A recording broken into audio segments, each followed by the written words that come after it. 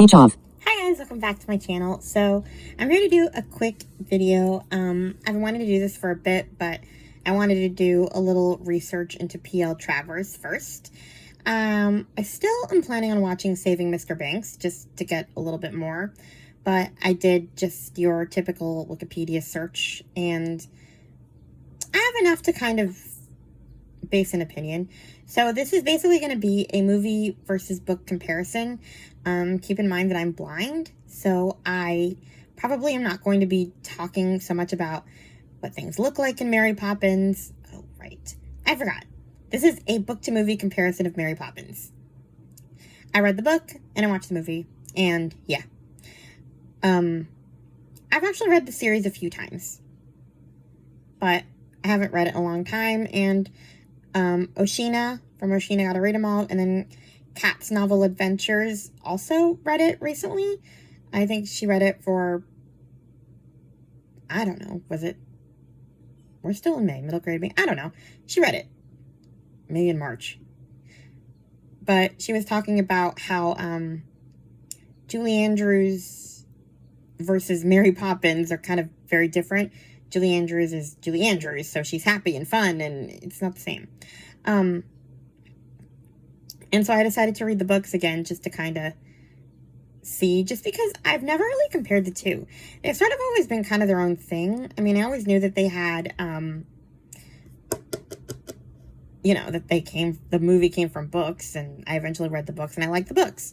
But I was never trying to, like, compare and contrast the two things. But, yeah, I think they're both kind of this, like, different in their own way, but they're good in their own way. But that being said, I can see why P.L. Travers was not a fan of her book being made into TV. And the only reason she ended up having to do it was because she was broke. Like, she needed the royalty. She needed money. She was, you know. So I can see why she never wanted Disney to touch it. From an author's perspective, I'd be pretty enraged. Because, well, Kat's right. Julie Andrews and this Mary Poppins are not the same. Mary Poppins in the books is kind of a jerk, but in a sweet way at the same time. Like, she's mean, but she also, like, I don't know. She still has her, you know, moments where she's giving the kids, you know, those moments that you see in the movie and in the books. Like, I don't know, all of it. The laughing gas. There's a bunch of different moments that the books have that the movies don't, and vice versa. They're all pretty good to me, though. I enjoy all of them.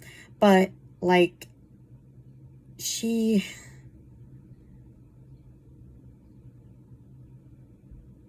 the book, she acts like she's above it all, even as she's creating it, like, as it's happening. And she never wants, like, the kids to know that it was her.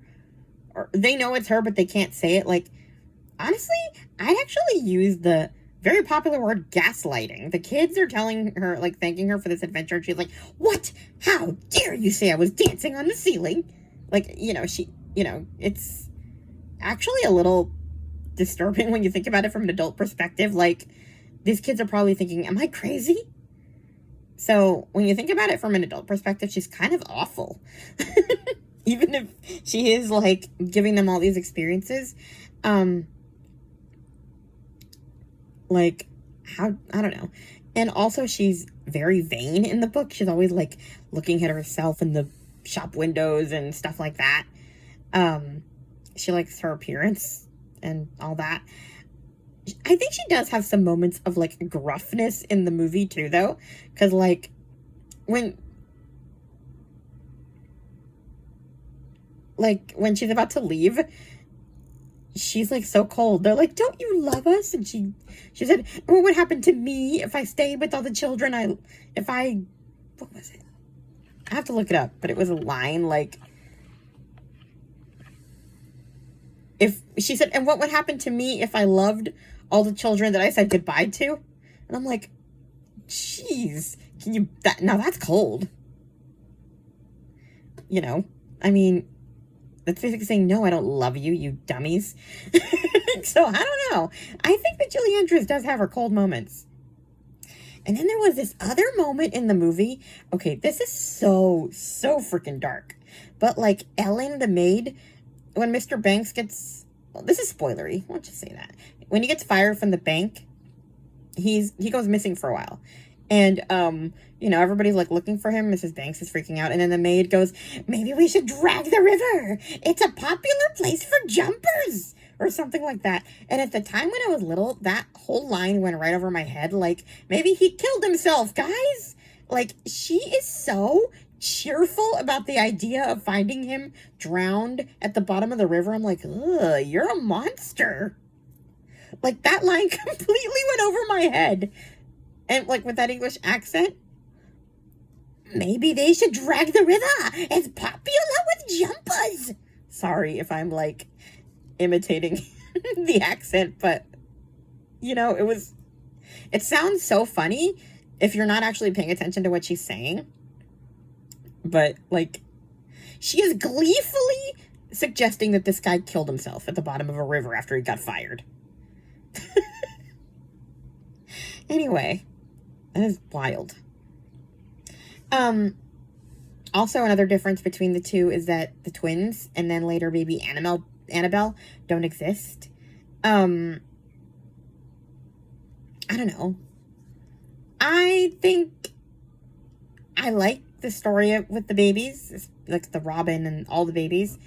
But I do see why they kept them out of the movie. They didn't really have to be there. They're there only because they exist. Like, they're going along on the adventures and stuff like that. But, like, do they have their own personalities? Not really. You see them squeal from time to time. And except in those chapters where they're talking to the Robin or whatever, you don't really see much of John and Barbara and Annabelle, like, as people. So you could completely take them out of the story and just pretend they don't exist, and it's fine. The other thing I kind of wanted to talk about was the parents in both versions of this medium. I don't know how I feel because, like, I don't think that P.L. Travers wanted to make the parents better people, because she never did. And I'm not saying they were bad people. I actually think Mr. Banks is way better in the books than in the movies. He seems to love his kids anyway, even if he's not, like, I don't know. I actually fault Mrs. Banks more than Mr. Banks in the books, like, for being a bad parent. And that could be completely sexist, but he at least seems to like his kids. Like, when he's around them, you see, like, affection, kind of. Mrs. Banks, too, but Mrs. Banks, like, there's just these moments, like, when Mary Poppins leaves in the first book for the first time, she's like, I have a dinner to go to, and I don't have any help, and someone's gonna have to come and put you to bed. And I'm like, you're right there. You put them to bed. What's wrong with you? Like, there's just something, I don't know. And then when Annabelle's born, Mr. Banks is, like, teasing her about how, I didn't plan for 5 and I'm gonna have to provide for them, and we can't afford this and we can't afford that if we have all these kids. And she's like, I don't mind. I love children. Do you? You barely see yours. Like, it's so interesting. I guess I think she's just as bad in the books as in the movies. But at least in the movies, she's doing something worth doing. She's a suffragette in the movie. Whereas in the book, she's just, what, there?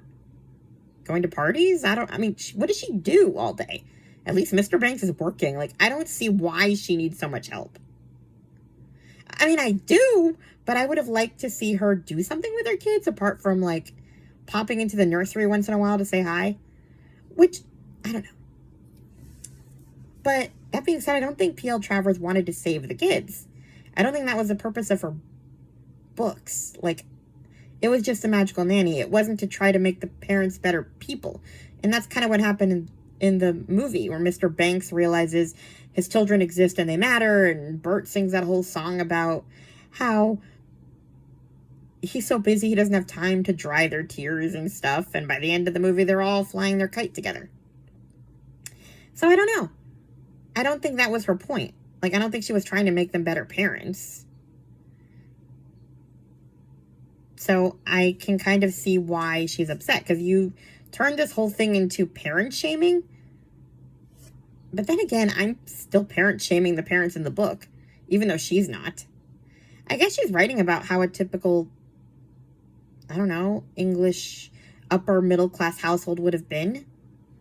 Which brings me to kind of my next thing. I just find it so odd that, like, and kind of sad, like, that these kids have these 2 rooms to play in only. Like, they have, from what I understand, the day nursery, like the playroom, and then they have, like, their table where they eat in their room, and then the night nursery where they sleep. And they do go downstairs, but it's so interesting to me, like, how they don't eat with the adults. I don't know. Like, is that a British thing? I found that kind of depressing. That's what I sort of liked about the, I guess the movie, that was, they weren't, like, so isolated from everybody else, I guess, even if their parents sucked. I mean, I don't know. But yeah, I kind of felt like Mrs. Banks was more inexcusable in the books than in the movie. Because at least in the movie, she was doing something worth doing.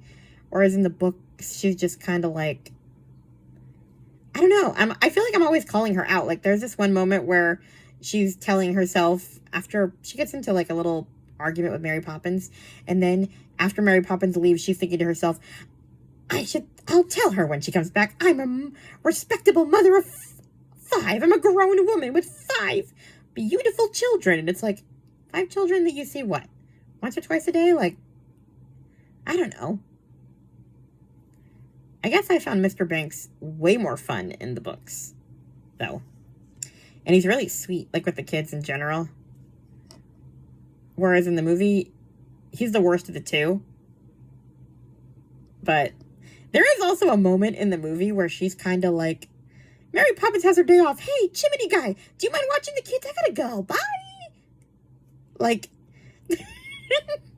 strange man, can you take care of my kids? You look friendly. I gotta go now. I don't know. It was all just really interesting. Kind of thinking about the 2. I still have a few more to read. I have Mary Poppins Opens the Door. And then there's, like, these short story collections. There's one it's called Mary Poppins in the Park. I think all of them kind of take place, all the stories take place in the park, and they're kind of during the 3 books, the 3, like, original novels. Because I think after Mary Poppins Opens the Door, Mary Poppins doesn't come back. I don't know. I feel like the parents generally sucked in both books. But I still enjoyed, like,